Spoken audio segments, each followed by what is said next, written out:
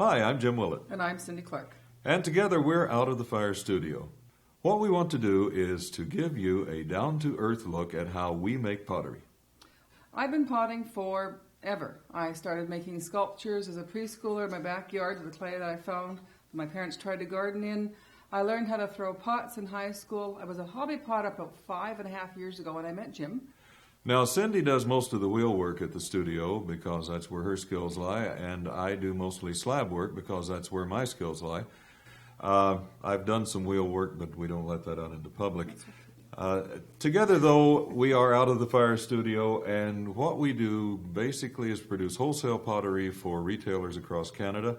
We also produce retail pottery, which we sell through the internet with the capability, of course, of selling anywhere in the world, although most of our retail pottery winds up somewhere in North America. Last year, we estimate we produced somewhere in the neighborhood of 3,000 individual pieces of pottery. Now, as I mentioned before, neither one of us have any formal pottery training. We don't have any formal training in business or in web building. It really hasn't held us back all that much. I like to quote Van Gogh. This is my favorite quote. Van Gogh said, "I'm always doing what I cannot do yet in order to learn how to do it." It certainly applies to us. Oh, yeah. And it could apply to you, too. What we said we want to do is produce for you a down-to-earth approach to how we make pottery. Now, we're not going to tell you that this is the way that you have to do it. You have to do it this way. This is the way you make pottery. It's guidelines, not rules. There is no one way to do what we're going to show you how to do. At the end of the day, though, what we want to leave you with is the knowledge that you can take a piece of clay that you've prepared yourself, sit down behind the potter's wheel, and produce for yourself a cylinder, a vase, a bowl, or a plate.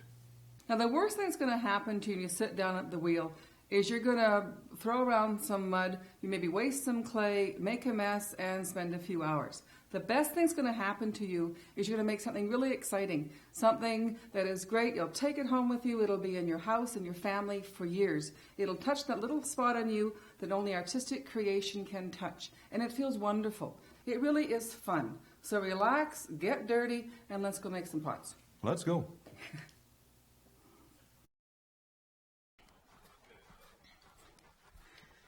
Okay, wedging does a few things for your clay. This is called Japanese wedging. It works best for larger pieces, but it's difficult to teach without hands-on. What wedging does, it eliminates all the air bubbles in your clay.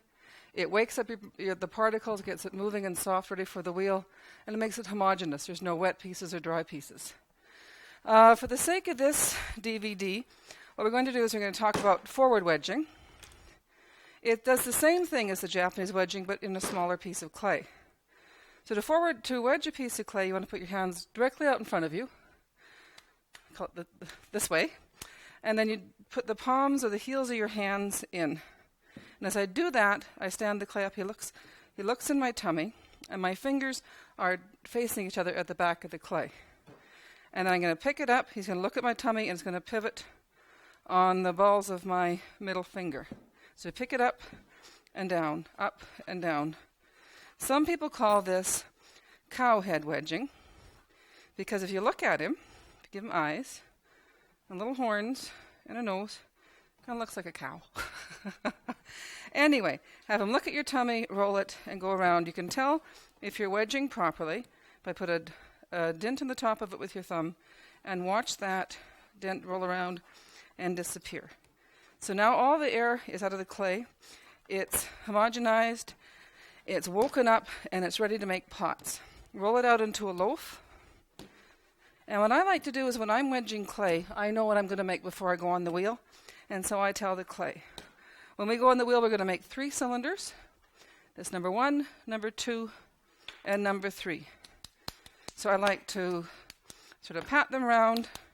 If you go onto the wheel and don't know what you're making, you are indecisive, the clay doesn't know what to do, go on there with a destination or a goal, and you'll have a better chance of reaching it. So we're going to go on the wheel, and we're going to make 3 cylinders. Now we have our clay ready for the wheel. We want to make some pots. So before you would do anything else, sit down and get comfortable. Find a chair that feels the right height. Put the distance away that you feel comfortable. If it doesn't feel right, it's not. I like to sit on a chair, well, this height, and sit in a place where when you put your elbows on your knees and you put your hands together, they come together in the middle of the wheel, and that'll feel right. Okay, now we're at the right distance from the wheel, and before I came to the wheel, I got a bucket of water, and we have a board. You need something to put your pot onto after you've made it. If you put it on the board, you can carry it around. They're too soft to touch when they're finished. And then I use just some basic tools. Basic pots require just some basic tools. I start off with a very thin, narrow shafted needle. It has a wooden handle. It's very thin, very sharp, very flexible. They break easy, but they have their place. And for a needle that you want a little more durability, there's the metal needle. It has a thicker shaft, a metal handle, and it stands up more, but it's a lot duller. And the sponge we need, I just use a upholstery sponge. You can get the natural sponges or whatever sponge you like, but I find at the studio we buy the big vats of the industrial quality strength upholstery sponges, and they hold up for whatever you need them to hold up for. Also, you can cut them to fit the size of your hand, or narrow for sponging little cracks. You can make your sponge for whatever you want it to do. I use a metal wire to cut the pots off with. You can make your own. This is just some thin wire, and I like a metal wire because when you pull it tight, it stays straight. And you pull it across the wheel, it doesn't curve up. Sometimes the nylon ones will stretch up. It'll take out some of your pottery or the bottom, and then also it's nice, it doesn't get kinks in it or bends in it. So I like the metal wire. Also, we use we call it the perfect profile rib. It is a big rib. I like it. It fits in my hand. I can get a hold of it. It's secure there. I can, with the flat side, I can direct it, hold on to it. It can make a large bowl. It can make a small plate. I make a lot of pots with the rib. Okay, now we have our bucket of water and our boards and our tools. We want to talk a little bit about the wheel. This wheel I bought in 1975. It was 30 years ago, and I was 3. And I've been potting with it ever since. It has 1 million revolutions on it. It has been across Western Canada. It has gone every day at the studio for the last 5 years. It is something worth spending some money on. Is get yourself a good wheel, something that is level. It has a motor big enough to turn your clay. It has a direct drive or some sort of gas pedal that you feel connected to the clay and the wheel. Anyway, we have water, we have clay, we have tools, we have a board, we have a wheel. Let's make some pots.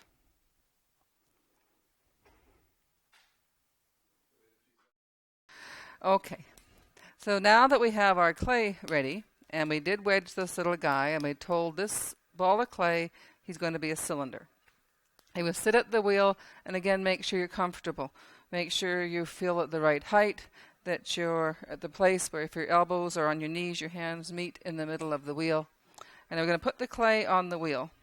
Before we do that, I like to, I call slap it round. Just the more rounding it is now, the less centering you do later. So again, you put it on the wheel with a bit of attitude. This is your clay, your wheel, your pot, and put it down with some attitude. So now it's stuck to the wheel, and you're going to want to center it. You can see it's not in the middle of the wheel. Your left hand goes at a comfortable place on the clay, cutting it in half. Your elbow is wherever it feels right on your leg. If it doesn't feel right, it's not.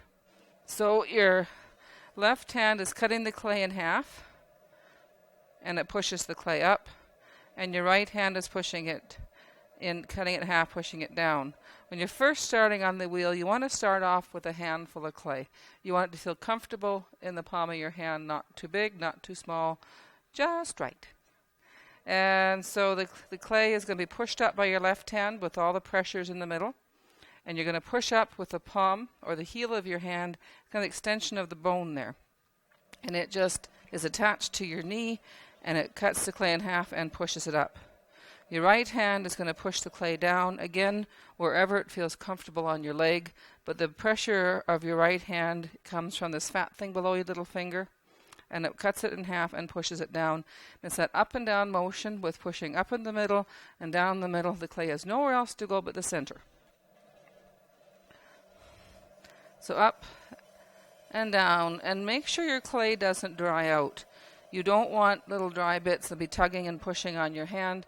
If it is centered, as soon as it dries out and pulls on your hand, it's not centered anymore.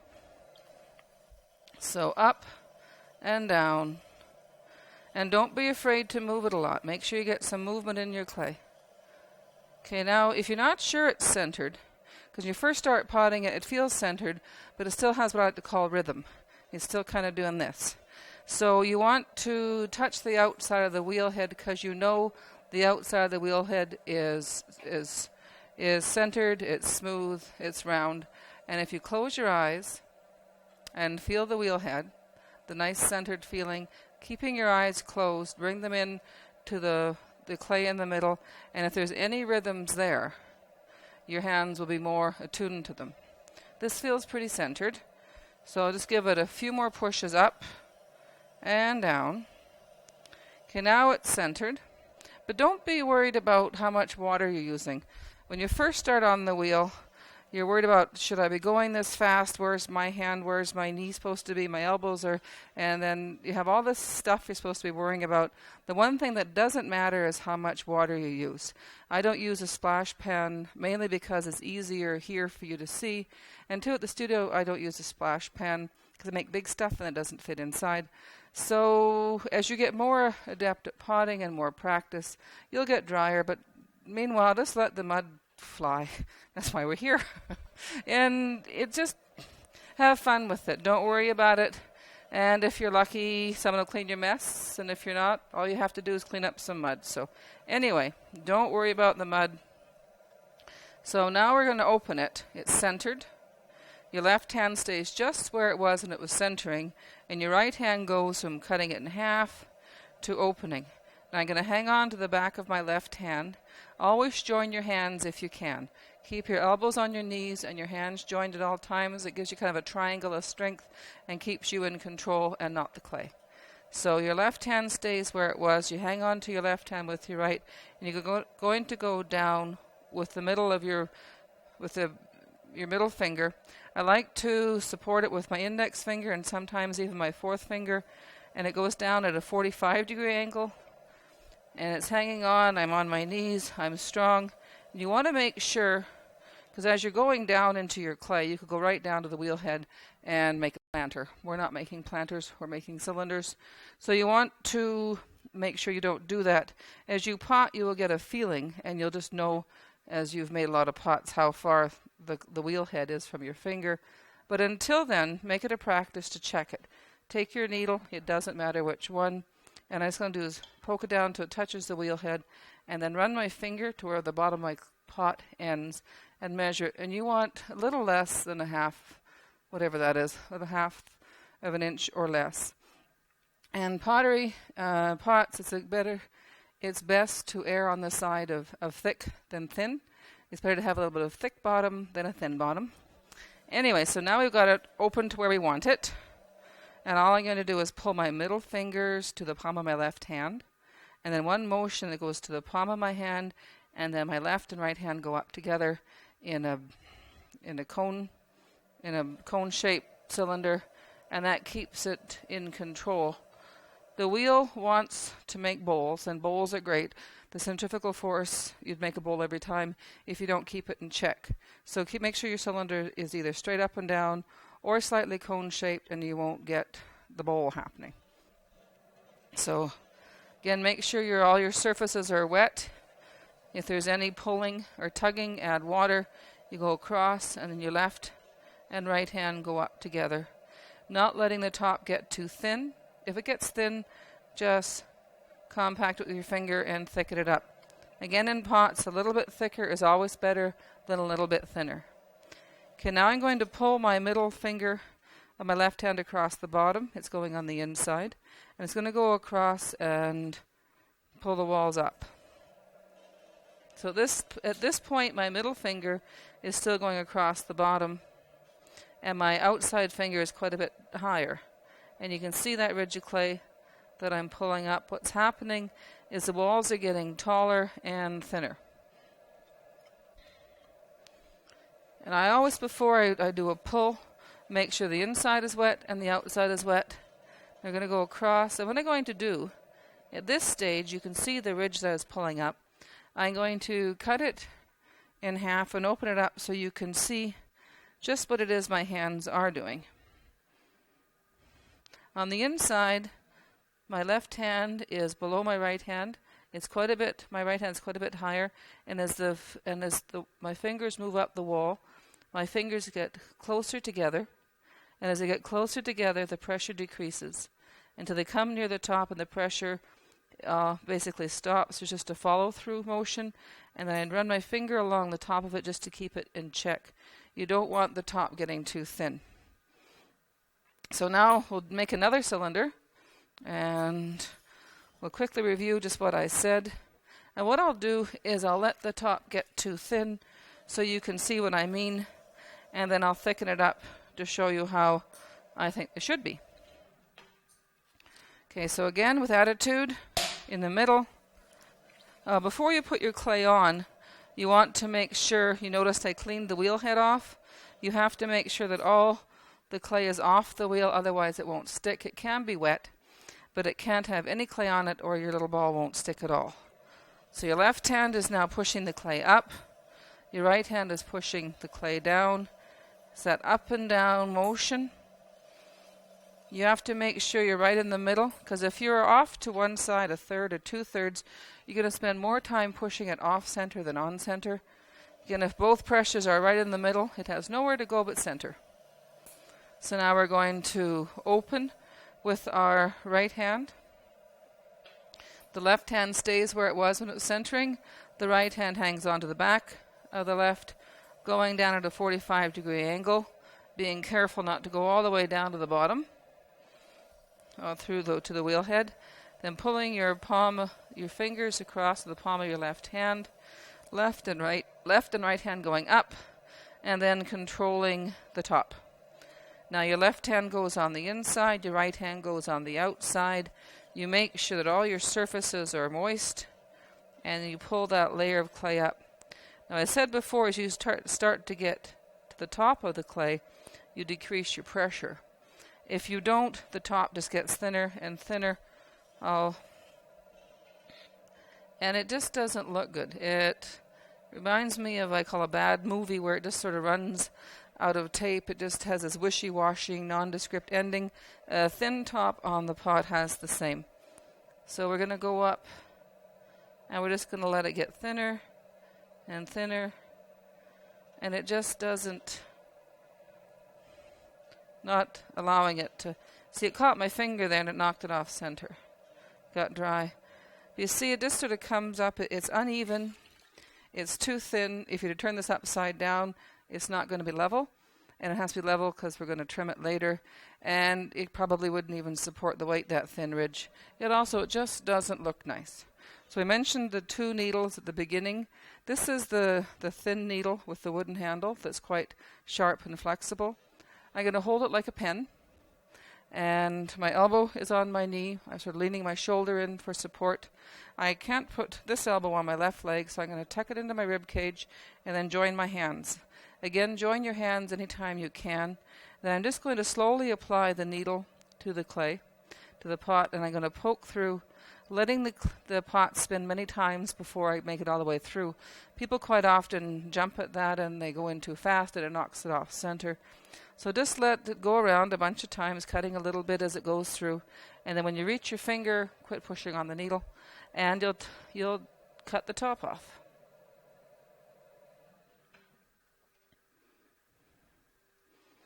So now you've got a little bit more clay there.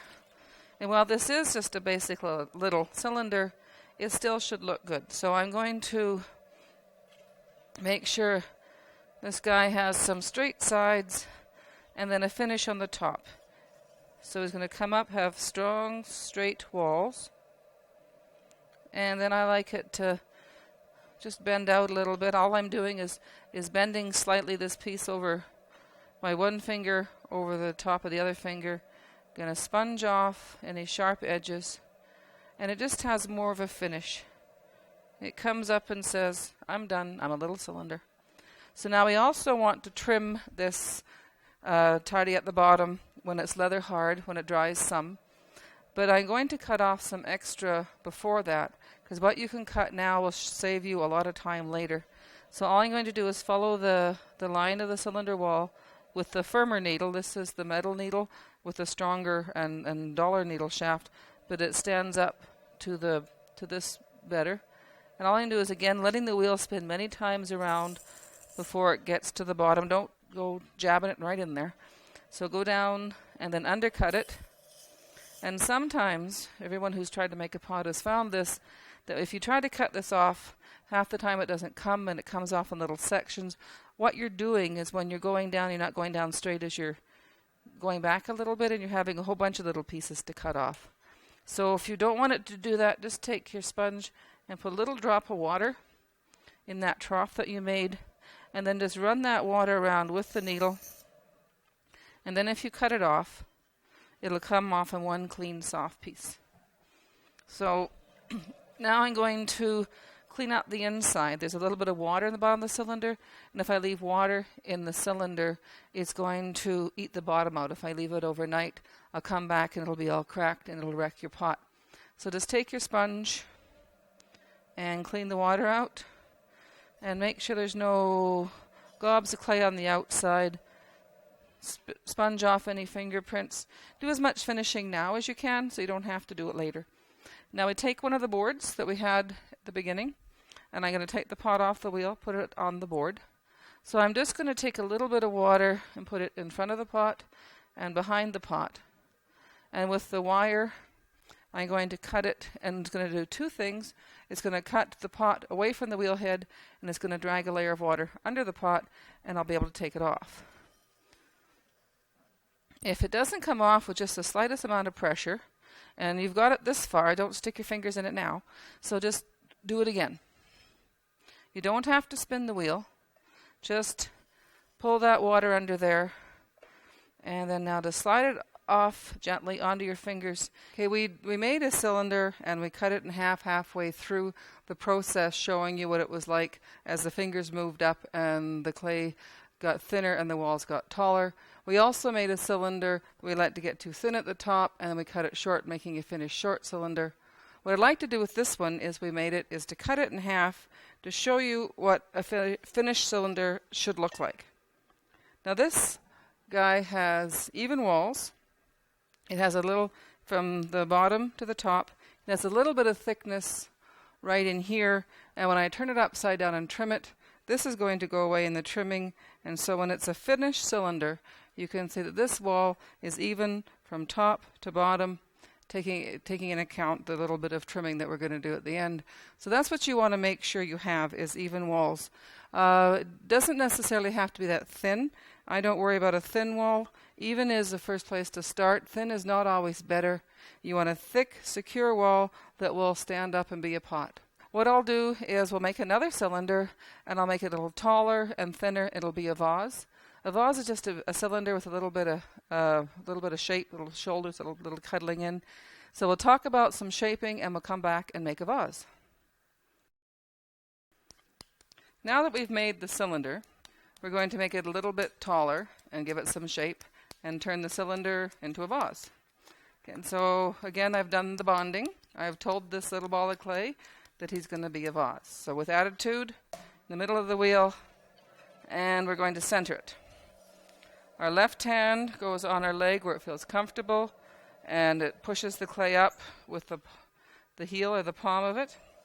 You make sure the pressure is in the middle of the clay.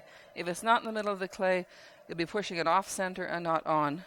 Your right hand pushes the clay down with that fat piece underneath your little finger. Again, the pressure is in the center of the clay. You push it up and down. If your pressures are not in the center of the clay, you will spend your time pushing it off center, and you can push on it forever. It'll never go in the center until you're in the middle, go pushing up, in the middle pushing down. If you're not sure if your ball if it's centered, I call it has rhythm. Sometimes when you're first starting, you can't tell. They go, yeah, it's centered, and it's not. So you want to just feel the outside of the wheel. And just take a minute, close your eyes, and feel the center of the wheel. And then bring your fingertips in and feel the clay, and then you're more aware of any rhythm it might have. So now I'm going to push the clay up and push the clay down, always making sure that there's enough water on there to have it slide freely in your fingertips. And then I'm going to open it. I'm going to change my hand from pushing down to opening with the bottom of my middle finger. I'm going to shore it up with my index finger and my fourth finger, and they're going to go down, being aware not to go too far right to the wheel head, getting a little bit of water, pulling my fingers to the palm of my left hand. Then my left and right hand are going to go up together. If anywhere in that process, again, it dries out, stop and add water. So now we're going to put your left hand in the inside and your right hand on the outside, and I'm going to pull the clay up. At this point, my inside's a little bit lower than the out, and they come together. As they come together, the pressures decrease until they come to the top, and then you compact it down, not letting that top get too thick. I mean, too thin. Anyway, so again, we're going to, fingers go across, making the bottom wider. And as the bottom gets wider, the walls get taller and thinner. Now this little vase is just going to be your basic little vase with a little belly and a shoulder and a little neck on it. So I'll give it a little bit more height.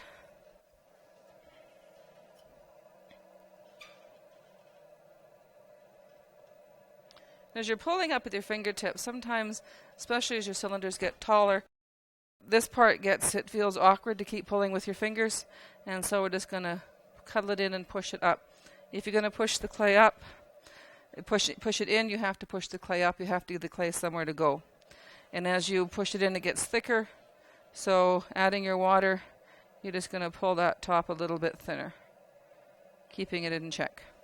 So you're going to go down, do one more pull, making sure your walls are even.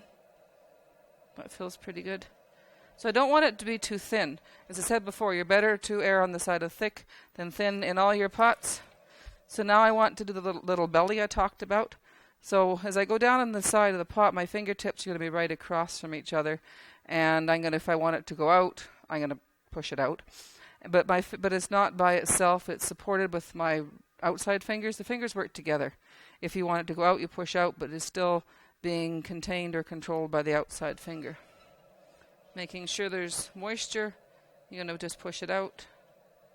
I'm not pushing hard, you just push enough just to move the clay.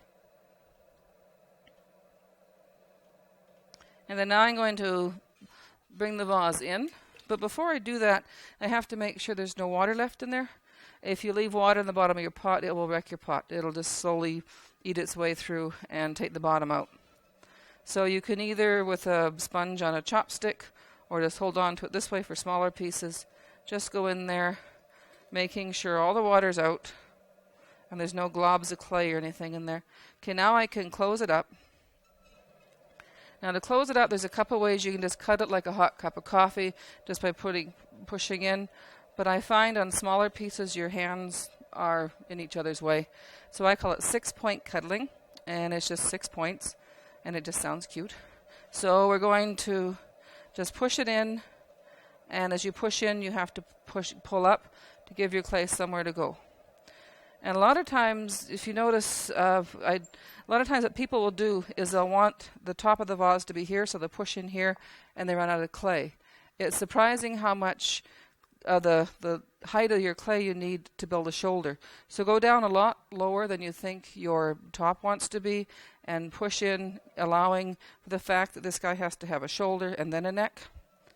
So, because I want the neck to be up here, but I'm starting to push it in halfway down. So you push it in and pull up.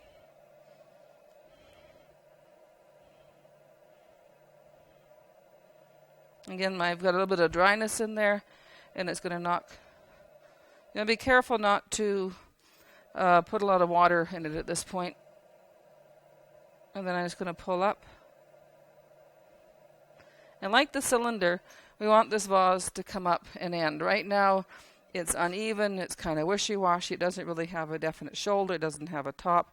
It looks okay, but it's not good enough. So I'm going to cut the top level. I'm using the needle just like a pen, and I'm hanging on to my right hand with my left. Again, always join your hands anytime that you can.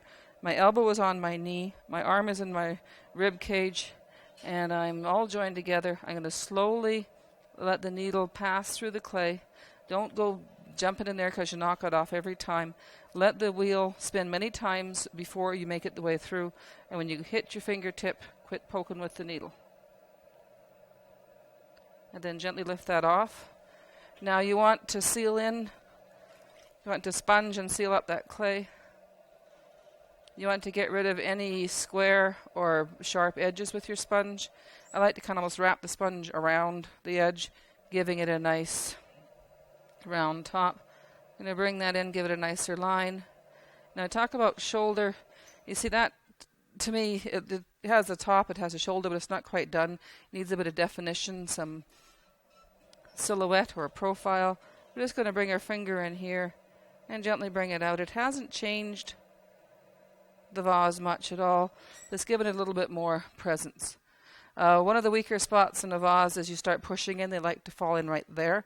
If you can, go right underneath with your finger and hold that edge up if you have to, and then you can go in this way and have a little more control over it, a little more shoulder. But you can't push in that much with this finger without underneath and actually literally holding up the shoulder, the shoulder edge. They work together. So I'm going to just give it a nicer line, take off all the messy fingerprints, make sure the top edges are round. Now it's almost done, but I always leave a lot of clay at the bottom of the vase for support, a base to hang to hold it up during throwing. If that poor little vase is trying to sit on a little tiny base, eventually get tired and it'll droop right here. If it has a bunch of clay, it won't. I don't worry about that at all. In the cylinder, when we cut down with the cylinder, we went straight down the cylinder wall. With the firmer metal needle, with the vase, what we're going to do is just follow the line of the vase and then undercut it. Again, if it doesn't peel off right away, put a little layer of water in there, chase that around with your needle, and then cut it, and it'll peel. So now I'm going to, there's stuff on that. Now I'm going to get rid of that for one. That was nice. And get rid of fingertips. And I'm applying pressure, so I'm supporting the little vase's shoulders. And there he is. He's a little vase. So we're going to take him off the same way we took off the cylinder. We're going to put water in front of it and water behind it and pull the wire underneath, cutting and drawing the water underneath. And slide it gently to your fingertips. The vase won't go off circle or off round as the cylinder did or the bowl did, and let it fall gently off your fingertips. And we have a vase. Now we'll move on to the bowls. Okay, now we've made the little vase, and now we want to learn from moving the clay in to moving it out to a bowl. So when I make a bowl, I like to make them on the bats, the boards that I brought, that I showed you at the beginning. The nice thing about that is when you make your bowl, you can pick up the board and take it off the wheel. You don't have to try to pick up the bowl. It's bad enough to get, it was hard enough to get a bowl to the finished state, and then you pick it up and you ruin it. So these, there are holes in the boards, and they line up with the pins in the bat. I like to, if you put them on without clay, they tend to move around and rattle a bit. So I like to put a little bit of clay around each pin just to give it something to hang on to. And then a little ball on each to level it out. Now you want to add a little bit of water to your clay. And a little bit of water to the board. The board is porous. It will take the water out of the clay, and then halfway through your bowl, it'll come undone and start wiggling around, and it's not a good thing. Okay, so we line up the pins with the holes and put your board on. So to squiggle it around, get it set. Now you want to make sure your board is level. The way to do that is just hold your sponge and it will touch the higher part. So what you want to do is then lower it. Again, that don't mess with me attitude. And that way your bat is level or close to. Now we're going to make a bowl. Just like the wheel head, you have to make sure the one that there's some moisture on your bat, because otherwise it too will take the moisture to the bottom of your bowl and it'll come off halfway through. But you can't have any gobs of clay or a lot of water sitting there. Otherwise your clay just won't stick. Now we're going to do the don't mess with me attitude again, and in the middle with some tude. Your left hand is going to push the clay up, and your right hand is going to push the clay down. Now at this point it's really hard to center. Why it's so hard to center is it's moving. It's not stuck to the wheel. The best thing to do is just give it a minute. It will stick. So if you find yourself really moving the clay around, it won't center. The reason why is because your clay is really moving around. So let it sit for a bit. It will firm up and attach itself to the wheel. Now you're going to push it up and push it down and center your clay. You can't, when we didn't have the bat on the wheel, we were feeling the wheel head for center. The bat's taken that away. It's not completely centered, so we won't do that. Anyway, we'll push it up, push it down. Now this is a bowl. You want to keep in mind that a bowl has a wider foundation on it or a base than the cylinder does. If you were to make a narrow base and the bowl come out, it would be very difficult to throw. So we want to leave the base of this one a little bit wider for the bowl. The base of your centering determines the base of your pot, obviously. So now we're going to open with your middle finger going down, supported by the index finger. Your left hand stays just where it was, your right hand hangs on.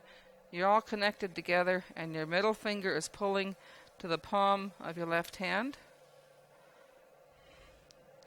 Then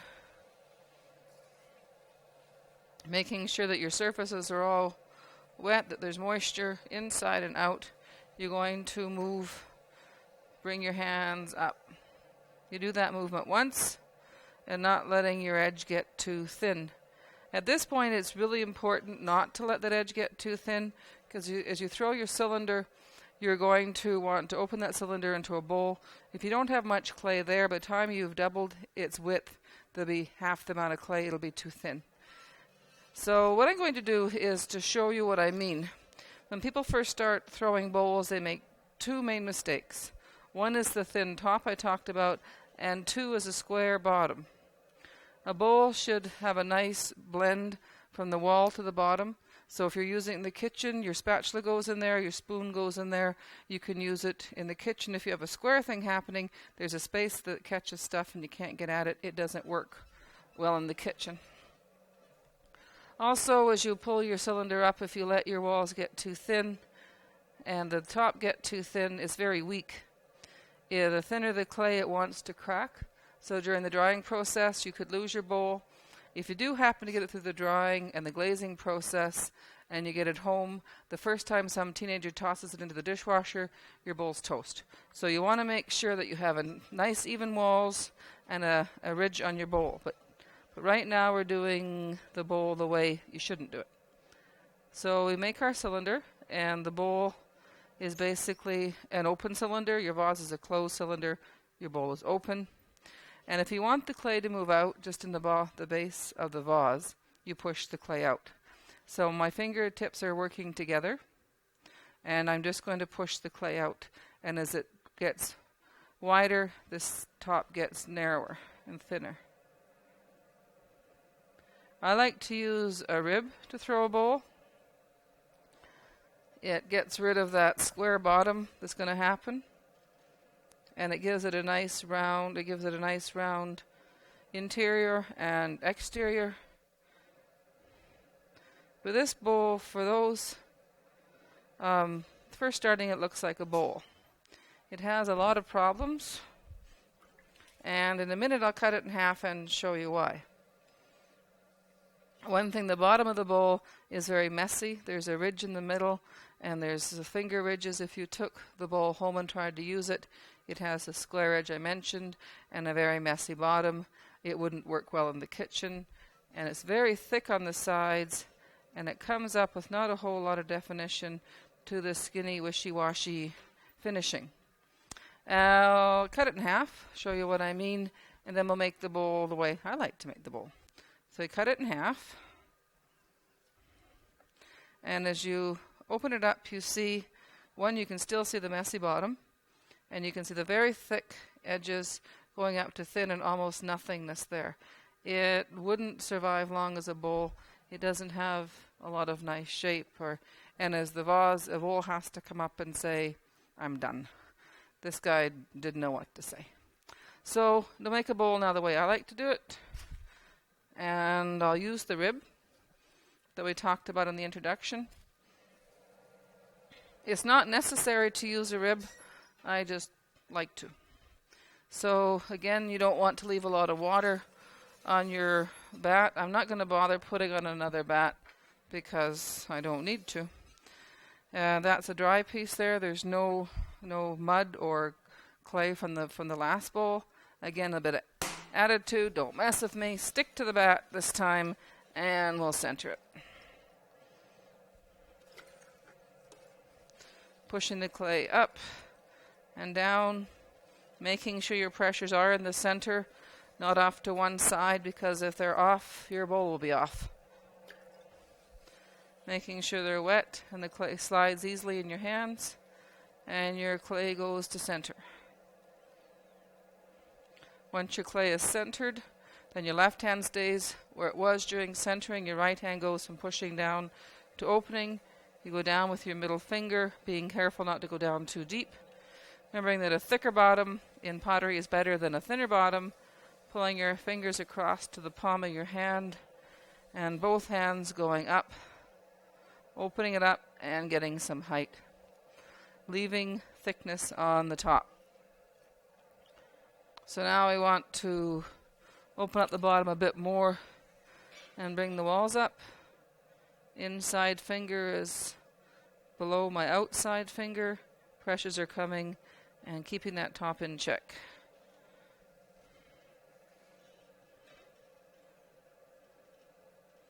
And even at this point in a bowl, I will leave it thinner here than I will at the top. If I were to cut this in half, I'm not going to, but if I were to cut this in half, you would see that it is thicker at the top than it is just below it, to make sure I have enough to get that nice round edge that a nice bowl, a good bowl needs. Again, a bowl is just an open cylinder. So now I've got my cylinder and I'm going to open it. I can open it with my fingertips like I did with the one that died over there, or I can use the rib.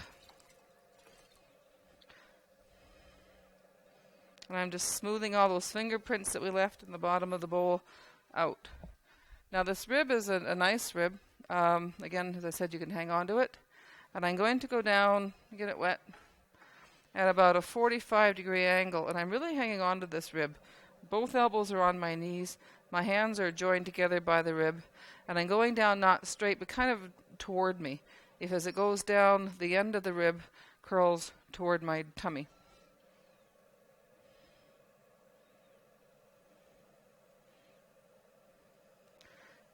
At this point, you open it up. You want to make sure that it's open and you have this curve of the rib right in the corner of the pot, so you eliminate that squared area that we saw in the first bowl. And you also see that there's enough clay on the top of that to make a nice rim. Now this bowl, if our teenagers lob it near the dishwasher, has a better chance.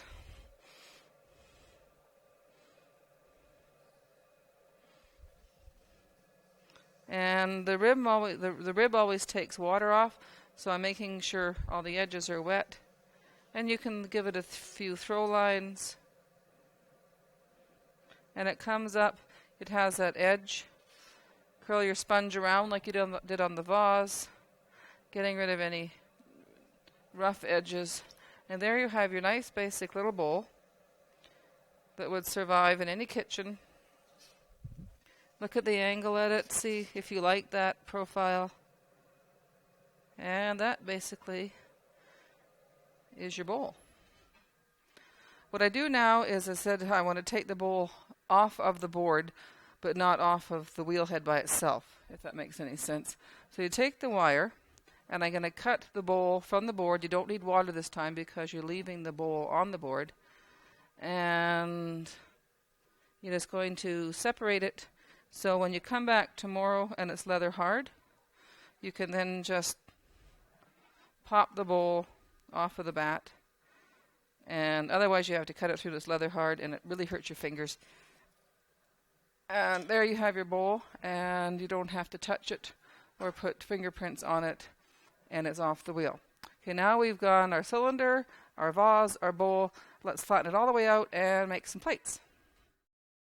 Okay, now we've made our cylinder and our vase. We opened it up into a bowl. We're going to flatten it out, like I said, into a plate.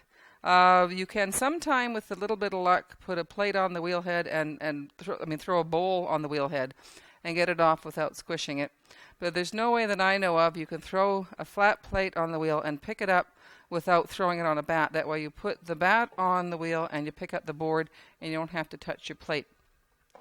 So just as we put the bat on for the bowl, you put some clay around your pins, and then you put some others to balance it out. It's not an exact science. You put exactly that much on, arranged exactly so. And you want to make sure that you have some water on your clay on the wheel. The board is open clay, and it's very absorbent, so it will take all the moisture off of these clay balls, and some way halfway through or 3/4 of the way through or just before you're finished, it'll lift and it'll come off. And there's a direct correlation as how nice your plate is to how often it comes off if you don't put water on. If your plate's not working, your bat will stay through the whole thing.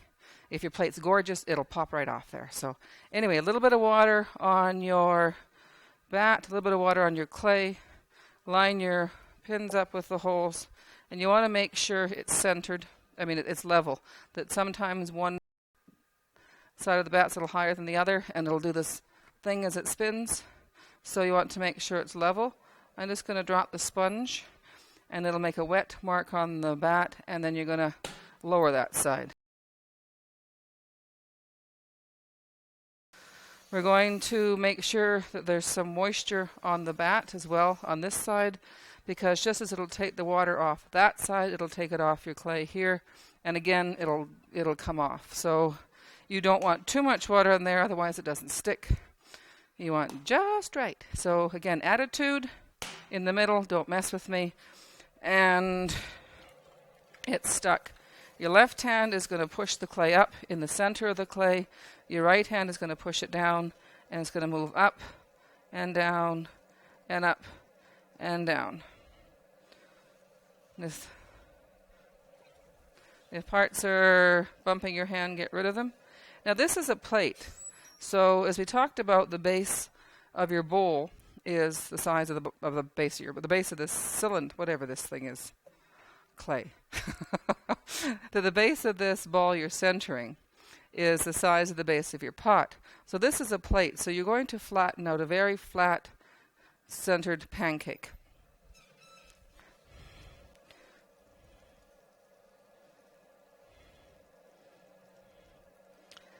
And you just keep squishing it out. So all I'm doing is pushing more and more, and pushing down more, and just letting it pancake out. And at this point, I don't really worry too much about this edge. It's really hard to center that edge, and you can spend all day pushing it back and forth and get really frustrated and basically waste your time.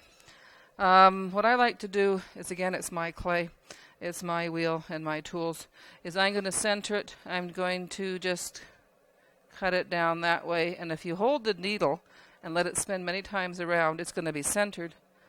I had a boy come and tell me one time that I was cheating. It's my studio. We don't cheat, we do it right. So that way, now you've got it centered, and you don't have to spend all day messing around with that edge. So you've got this nice little centered piece of clay there in a nice flat nice and flat. Now this plates are a little more difficult because you have to move this amount of clay all the way over to there. And what it likes to do is peel off in your hands. So again, as you go down and cut it off, you go down slowly. As you open it and pull across, you go down very slow and go across very slowly and very controlled. Now I'm going to go down just a little bit. You don't have a lot of clay here. It's important not to open it too much because you have to have enough clay in the bottom. Again, you want that same amount, and especially in plates, you don't want a thin bottom because this plate eventually will go home to your kitchen and it just doesn't stand up. It'll want to warp in the firing, and as we said before, a little thicker bottom is always better. So I'm going to open it up, and at this point it doesn't really matter. I open equally with one hand or the other, but I'm not just opening it, I'm controlling the clay. As I pull it across, this hand is holding it down because this is the part right here that wants to peel off into your hand. So we're just going to peel it across and control it. I have my thumb in there for control. I have my index finger sort of pinching it and pulling, and my little finger is on top. You can see where the clay is piling up, and that should keep it in check and not allow it to peel. So we're just going to take it across very slowly. The wheel is making a lot of revolutions. It's also not going very fast.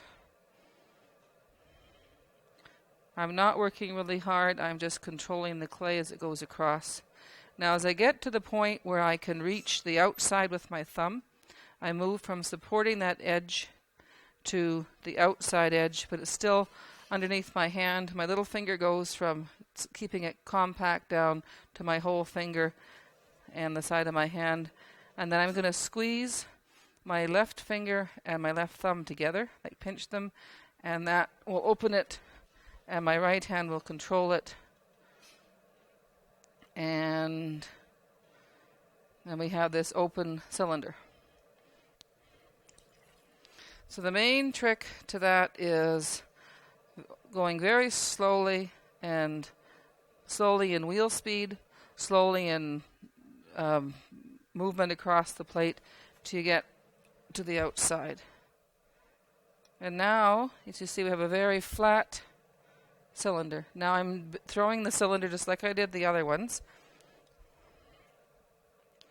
And I'm pulling it up. And like as we mentioned in the bowl, I'm going to open this thing out flat. It needs enough clay here to be doubled in distance and still have enough body there, if that makes any sense at all. So before I do that, I'm going to go across and work my bottom. Clay, like if it's taken out too quickly that way, your plates want to S-crack right in the middle. So if you can, just with your sponge, you don't have to have the pinky stick up, mine just likes to. And you work it across on the radius, go across the middle, and then back again, and then the middle. It really does stick out there. I didn't notice that before. And then back again. And that compacts the bottom, it lines up all your particles, and it will avoid that S-crack in the middle of your plate. And now you want to pull your edges up. You want to round off any squareness you have, just the same way we did before. You're wrapping the sponge around the edge. Now at this point, I like a plate that has some distance over the rim. I don't like just a pancake with a little thing sticking out the side. So there's two ways to make a plate. I'll show you without the rib and then with the rib. I like to throw a plate with the rib. I like the way it when it levels out, it makes the frame around the plate, and you'll see that later. But right now, if you want it to come out, all I'm going to do is I'm going to take my inside finger. I want the clay to go out and push it out. I'm going to support with my outside finger, and I'm just going to push my left finger over my right, and the clay will go over my right finger.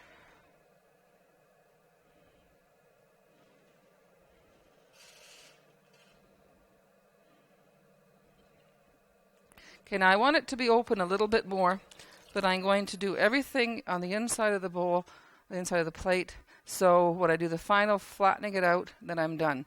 Because you're really asking a lot of the clay right here. It has to support the whole weight of the top of the plate. So you don't want to do that when it's spinning too much, because it will droop. So get that bottom level. I like that edge. We don't want the square edge in a plate or in a bowl that we saw in the bad bowl. And now we have a nice rounded edge to the ridge, and I'm just going to make sure my edges are wet and bring it out, getting rid of any square marks or sharp edges. And don't be afraid to look at it. See what your profile looks like. Looks good. Looks like a plate. So make sure that there's no messy fingerprints, nothing that would catch a fork or juice in the bottom of your plate. It should be a nice smooth surface to eat from.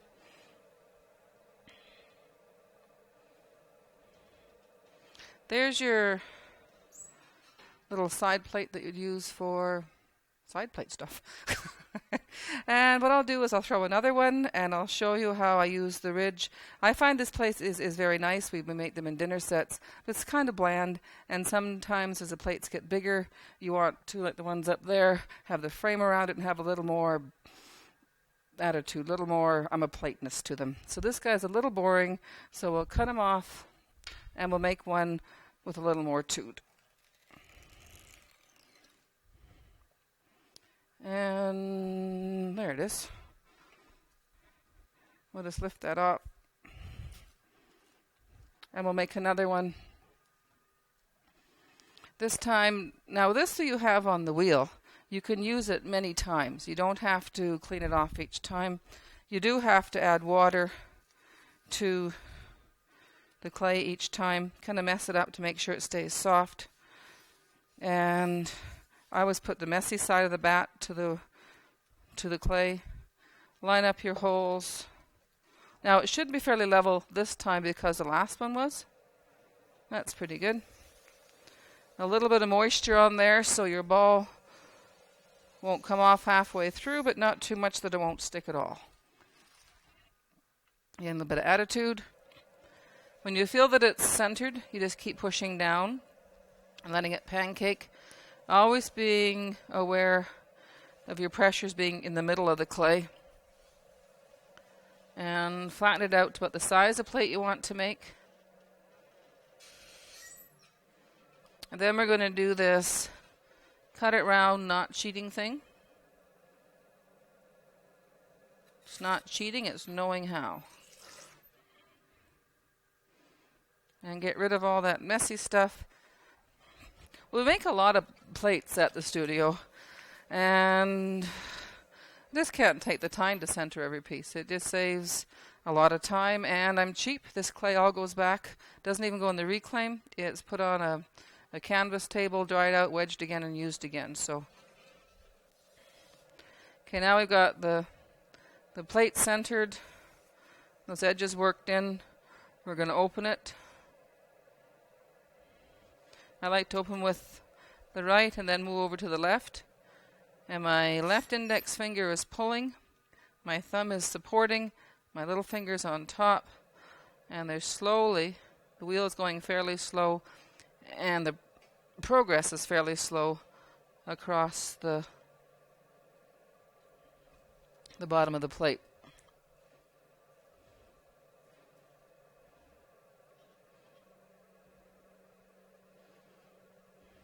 Now this is the part that likes to peel off. I just keep it in check as I get closer to the edge, and my thumb can go from pinching this way to out here. It does, and more of my hand and that area of my hand goes onto the clay, applying pressure down, applying pressure across, keeping all that in check.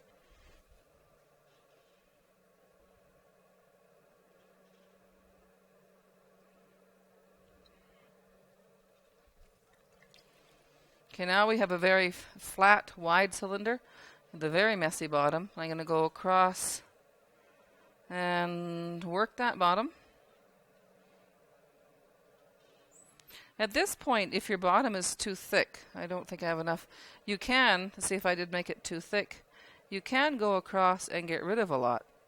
Sometimes, as I said, it's better to err on the side of thickness, and you find out it's this thick, there is a limit to better. So you can, just by taking a little bit with your finger and working it into the middle, get rid of some of that thickness.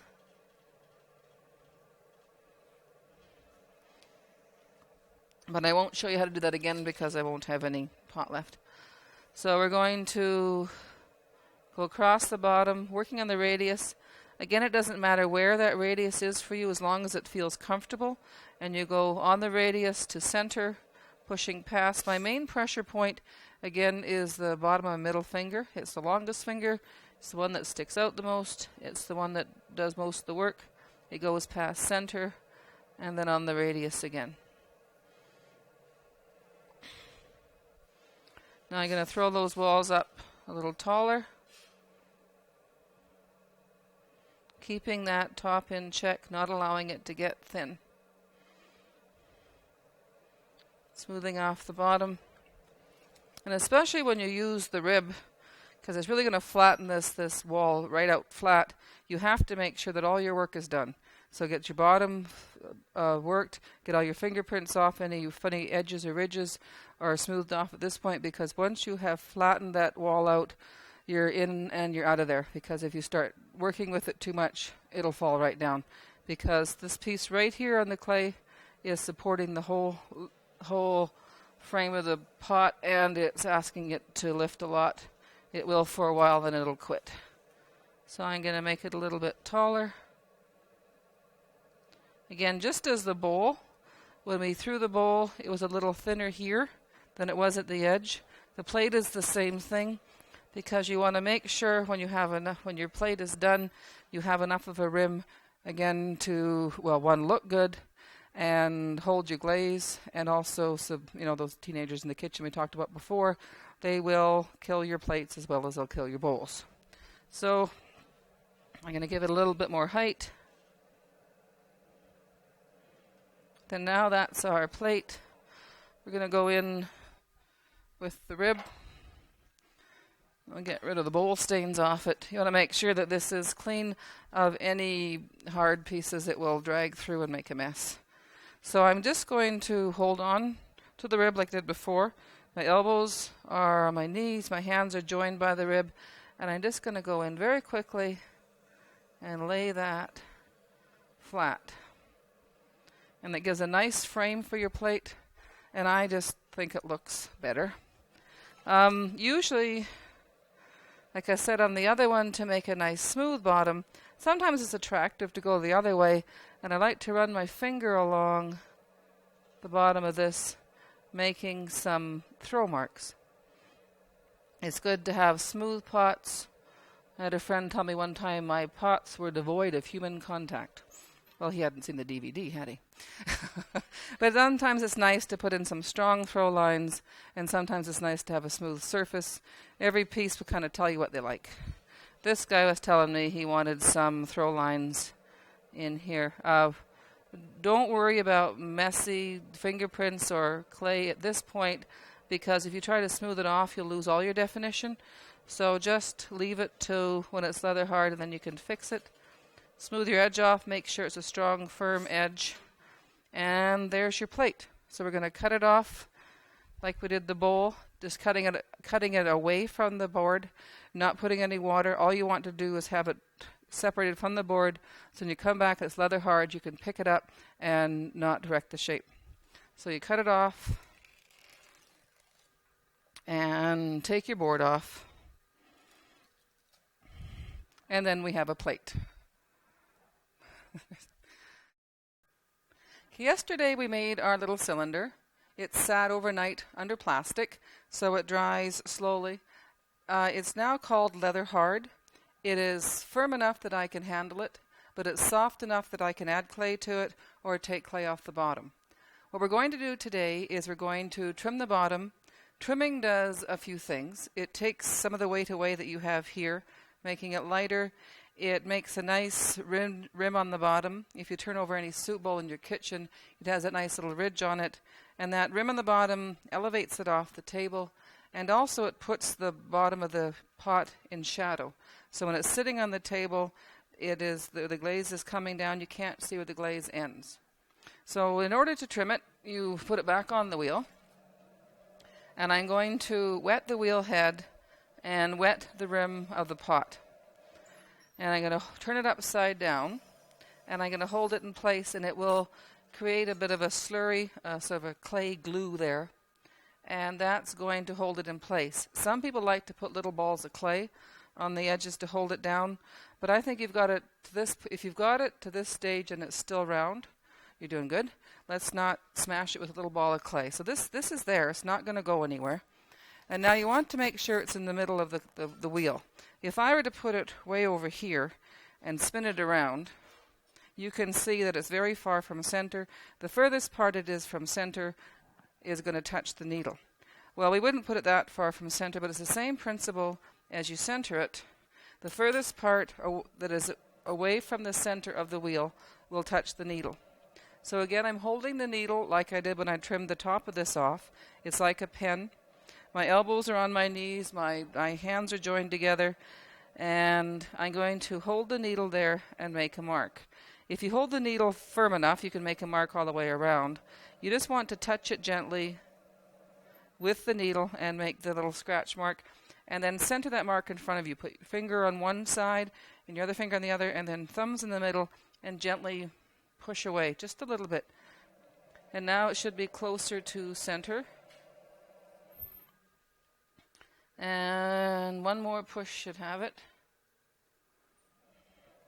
And that's pretty close to center. Now we talked yesterday about making sure it's level. If it wasn't level and you put it on the wheel, it would be going like this. So it's very important before you take it off the wheel to make sure it's level. Okay, now it's centered. It touches all the way around. And there it is. I have the trimming tool. There's various trimming tools. I like this one because I'm used to it.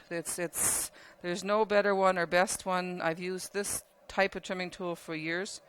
It's just a ribbon tool, and I'm just again going to join my hands together, and I'm going to run along the side of the pot and cut off the extra clay. Okay, now I want to make the rim I told you about. When you're first starting, you might want to decide where you want the ridge to be. A skinny one looks too skinny, and if you do it too fat, it looks too fat, and in the middle is just right. And so there you can see what it's going to look like. And so if you'd make it's a good place to start, make your guideline, and then we're going to work on the radius, meaning we're going to just go back and forth in the same line you did to smooth the bottom. We're going to cut it away. And you just put the toe of the tool in and pull it out to that line you made. Now you have to be aware, when we talked about the bottom saying thicker is better than thinner, if you don't have a lot of clay there, it's not going to take much to go all the way through to the bottom, all the way through to the other side. So you can tell by listening. I don't know if you can hear that or not, but there's different tones. The higher the tone, the thinner the pot. Also, if you do that and it starts to move, you're done. So now we have the tidy little bottom, and it's just the edges are rounded and the bottom is cut away, and it gives you a nice frame for your signature. And we're going to sponge it and seal that clay in. So you can't tell where the trimming started and the throwing ended. So now it's done, it's trimmed, it's tidy. I'm going to push it gently away from me with both hands with pressures in the middle, and it'll release from the wheel.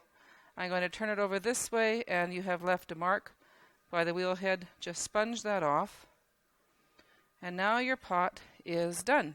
It can sit on the table. You want to cover it slowly, or cover it lightly, or loosely is the word I'm after. Loosely with plastic, so it can dry slowly. It's best for pots to dry slowly. You don't want to sign your pot until it is dry, because if you run your needle or your pen through it now, it'll plow through and make it very messy. Let it dry completely. It'll change color. Sponge it, moisten it a little bit with the sponge, and then sign it with a pen. It works well. But everyone's saying, well, that's all great, but my cylinders aren't as straight as that. So I made one that isn't. And to show you how to trim a pot that has a bit more rhythm, as we called it. So again, you wet the wheel head, turn your pot upside down, hold it so you get that little slurry, and then now it's stuck. And sometimes it's nice to have a towel just by your leg when your hands get wet. And now, if you can see, this one has quite a bit of rhythm. So we're only going to worry about centering the part that we're going to trim. We don't care what the rest of the pot is doing. I'm going to trim from here to here. So I'm only going to center above that line.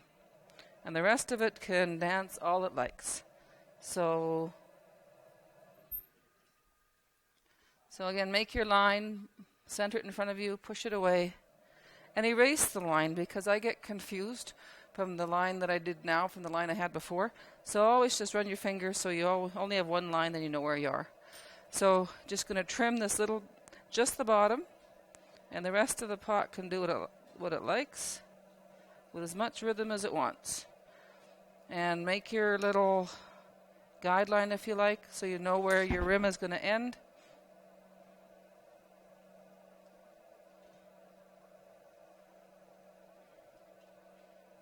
And there it's trimmed. People sometimes get really nervous about trimming. Don't. You really should make your pot look finished, and you just relax and do it. Push it gently away from you and sponge off the marks the wheel head made. And now it can sit beside the cylinder you trimmed last time, and they can dry slowly together under loose plastic. That is trimming a cylinder. Okay, yesterday we made the little vase. It is sat overnight under plastic and dried to the state called leather hard, meaning it is soft enough that you can add clay to it or take clay away, yet firm enough to pick it up and handle it. We want to trim the vase like we did the cylinder. We want to tidy up the bottom, so we want to give it some undercut so the bottom of the vase is in shadow, so you can't see where the glaze ends. We want to give it also some presence as it sits on the table. It's slightly elevated on a foot, and also it gets rid of any excess weight. If your vase has some sturdiness to it, now's the time to get rid of it. There's two ways to trim a vase. Some people use a chuck, which is a bisque collar that you turn the vase upside down in and then trim the bottom. I prefer to put it upright on the wheel head and just trim the sides away and undercut the bottom. And it doesn't necessarily have to have the ridge on it, or the rim on it, that a bowl or a plate does. So now to trim it, we're going to wet the wheel head and wet the pot and hold it in place, and it will create the slurry, which is a glue. And it's stuck there. It's not going to go anywhere. Now I want to center it. And what I want to do is make sure it's in the middle of the wheel. So if I were to put it way over here, you could see that it's very far from the wheel. And where it comes to the needle and touches, it's going to make a mark. We're obviously not going to put that far from center, but the principle is the same. The part that's furthest from the center will touch the needle and make a mark. So you want to center that line in front of you, put one finger on one side, one finger on the other, your thumbs in the middle, and gently push it away from you a little bit so it's in the middle of the wheel.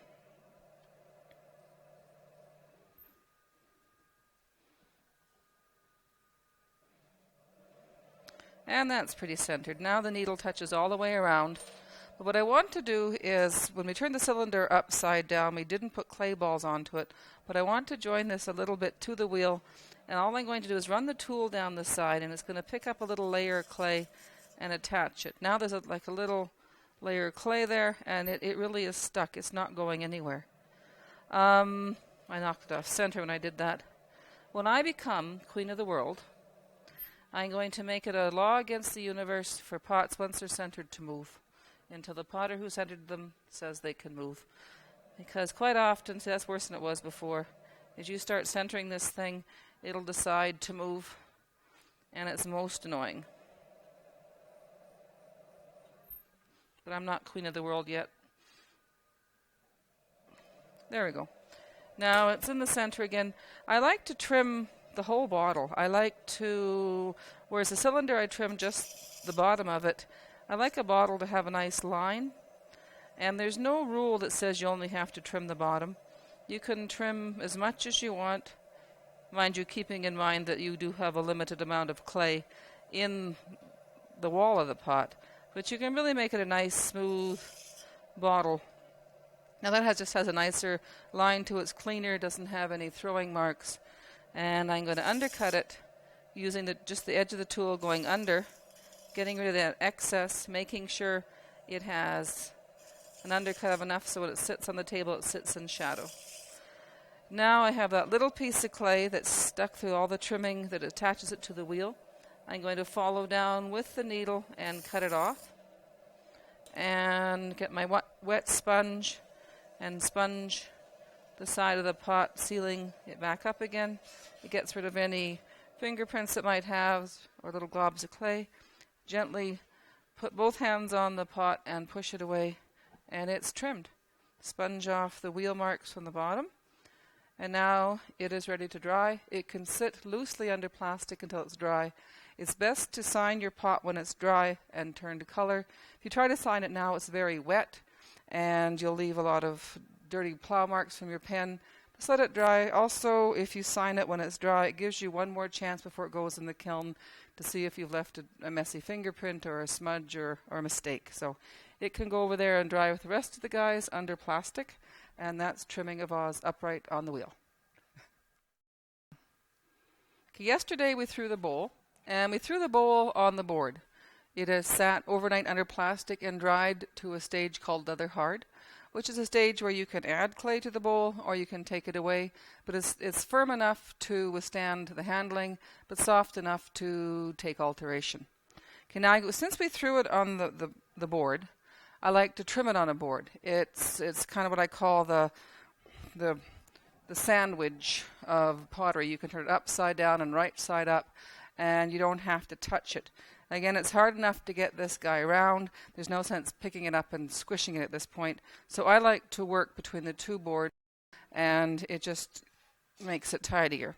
So we put the board on yesterday. They put a bit of water on the clay bats or the clay balls and on the back of the bat to make sure it doesn't dry out in the process. And then I like to add water to the bat. And then the bat is wet. We're going to put the bat on the bowl, and then I can put the bowl on the wheel without having to pick it up. You line up your holes and then take off the board that you threw with and put it to the side. Now we have our bowl upside down. Sometimes these bats aren't completely level, the one you throw it on or the one you're trimming on. So before you do anything, you want to make sure that this pot is level, that when you hold your needle, it touches all the way around. If it doesn't, if there is a point in the bowl that's higher or lower, at that stage you can, this one happens to be level, you can just see where it isn't and then just raise the bat a little bit by putting a little ball of clay under there. But this one's level.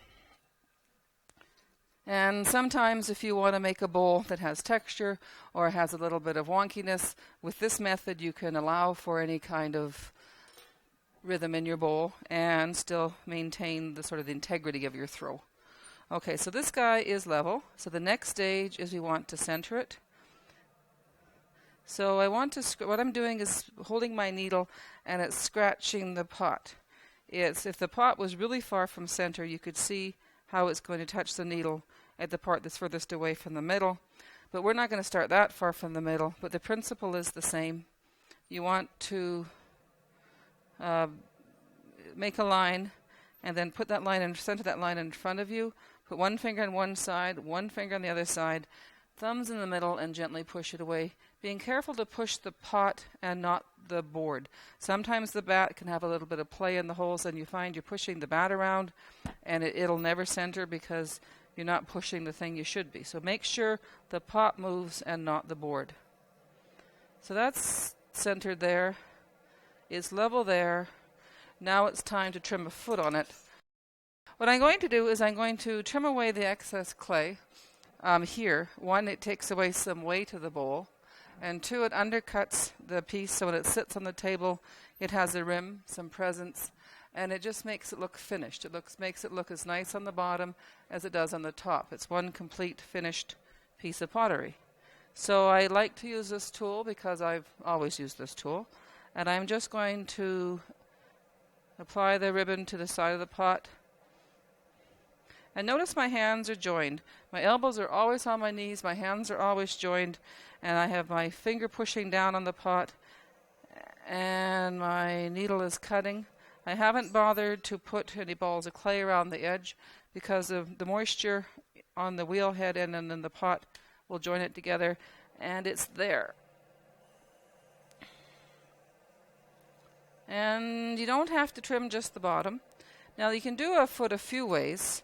You can just have it come that way and then put your line for your rim and then trim the middle out. I like to give it a little bit more presence on the table than that. I like to give it a definite ridge. And you can do that just by dropping the tool straight down that way, getting rid of the excess, and now it has a definite rim it's sitting on. So when it's sitting on the table, it has presence. It starts here, it ends on the thick, it starts at the bottom, ends on the thick rim, and it says, I'm a bowl. So trim the side to the ridge, make a definite edge for it to sit on, and then trim away the middle.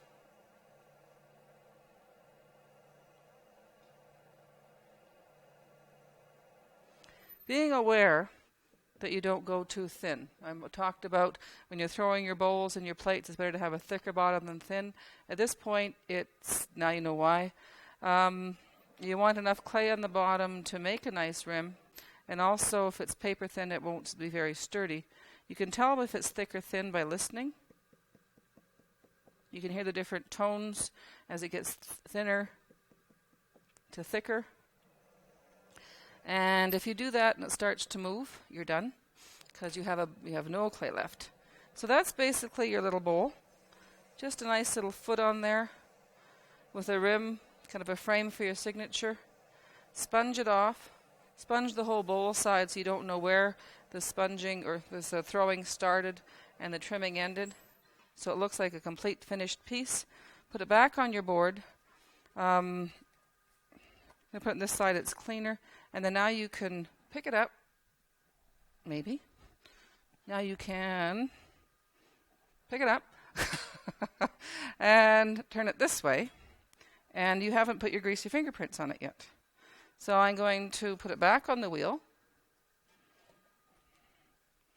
And if you knock it gently, it'll come off. Now you can just turn it around. I don't bother to center it at this point because I don't want to. I'm just taking off the mess that the turning it upside down made on it. So I'm just sponging the top. And there's a nice little finished bowl without any fingerprints on it, without any squishing or destroying in the trimming process. It sits on the table with shadow and undercut, and it's a nice little bowl to have in any kitchen. So that's trimming your bowl. Yesterday we threw the plate. It sat under plastic overnight and is dried to the state of leather hard, meaning it's soft enough that we can take clay away or we could add clay to it, but yet it's firm enough to stand up to the process and the handling. So what we're going to do is we're going to turn it upside down and trim it, making it as tidy on the bottom and as finished it is on the top. Trimming gives it some undercut so the bottom is in shadow. It also gives it presence on the table. We threw this plate on the board, so we want to trim it on the board. And just as yesterday as we trimmed on the board, we put water on the little balls of clay and on the bat so it stays stuck through the process. We'll do the same today. You want to make sure that it is wet enough that it doesn't take the moisture from your piece that you're trimming away and then it comes undone halfway through. So I call this the sandwich technique. I've wet the board and then I'm going to put the wet board on top of the plate and turn it upside down that way so I can remove it from the bat without touching it and knocking it off center. Plates are hard enough to make as it is. You don't need to get it to this state and wreck it. So now it's off the board. I like to, at this stage, scrape that stuff off. You don't want, if you do reclaim, you don't want to put that in your bucket because this is open wood and there are sometimes little chips will come off. And if you get that in your reclaim and a little piece of wood is in the clay, it will get into your next piece and it'll burn out and leave a little hole. And again, the same thing is the nicer the plate, the more propensity it has to have a hole in it from the chipped wood. So just the stuff you scrape off of that, just throw it out. Don't try to reclaim it. Okay, now this was thrown on a bat, and the boards sometimes are not completely flat, and these the ones you throw it on aren't flat, and sometimes these aren't completely flat. You want to make sure before you do anything else that your plate is flat, that it's not higher than one side. So as it spins, it does this. So we're going to just drop the needle down, and if it touches all the way around, it's level. If it's not level, what you can do is the side that's not level is you can get a little piece of clay and just lift up the bat a bit and raise that side until it is level. But this guy is level. So now want to make it level, and now we want to make sure it's in the middle. If it was way over here, you could see as it comes around and touches the needle, the part that is the furthest away from the center touches the needle. We wouldn't put it that far from center, but it's the same principle. The scratch, the mark it makes, is the mark that has to move to the center. So you center that in front of you, put your fingertip on one side and your fingertip on the other, your thumbs in the middle. Some people like in a plate or larger piece to make a mark so you know which way you're going, and so you know which way to push, and then you push a little bit. At that point, you erase your lines. You also want to make sure when you're pushing the plate that you're pushing the plate and not the board. Often the board will move and the plate doesn't, and you don't really realize it, and it takes a long time to center it. So make sure only the plate moves. Push it gently toward the center. And then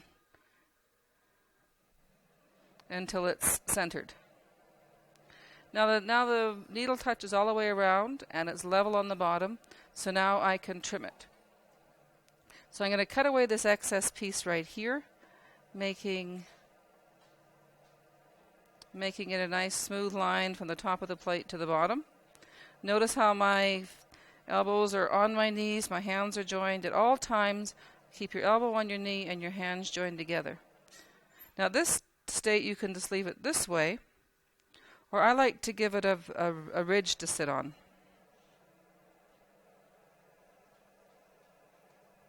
And it just gives it more presence on the table.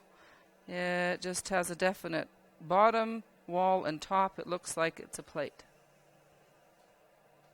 Now you want to cut the inside away. Some people like to, because they're not sure when you first start trimming of how much of a foot you want. If you drop your needle down, you'll say that's way too thin or way too thick. I like just in the middle that's just right. And then what I'm going to do is I'm going to trim the rest of this stuff away. I always work on the radius, going out to the edge, and you have your mark there as a guideline to stop at. There's no real rules of how wide your foot should be, just what looks good to you. It's your plate. You can do it your way. We talked about thick bottoms before. Quite often plates don't have that much bottom, and so you don't want to do a lot of trimming because you can go right through. And if it is paper thin, if it does survive the whole drying and firing process, it won't last very long in your kitchen. So you just make a definite ridge, and that is your plate. Now you want to sponge off the trimming marks, sealing your clay back up again.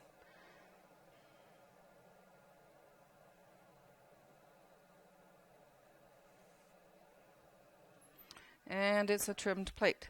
Now I'm going to go back to the sandwich method again. I'm going to put the board on the top. I'm going to lift up the bottom one.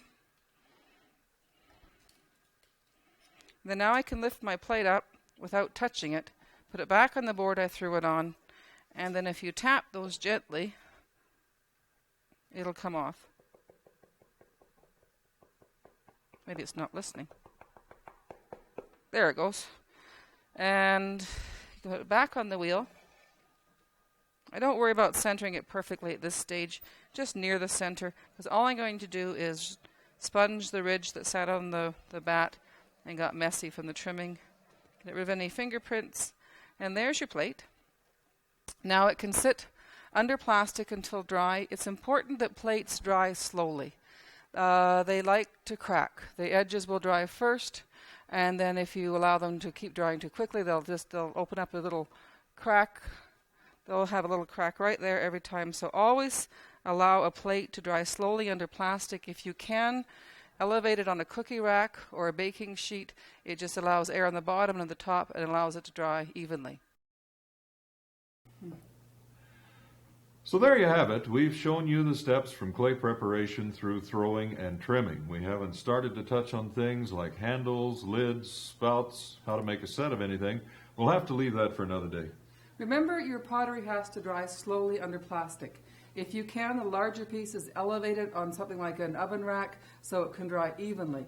As it dries, it'll turn color. It'll go from dark to light, and it'll lose all coolness to the touch. When it's dry, it's ready for firing, but the firing, like the rest of it, the kiln and the glaze making, will all have to be left for another day.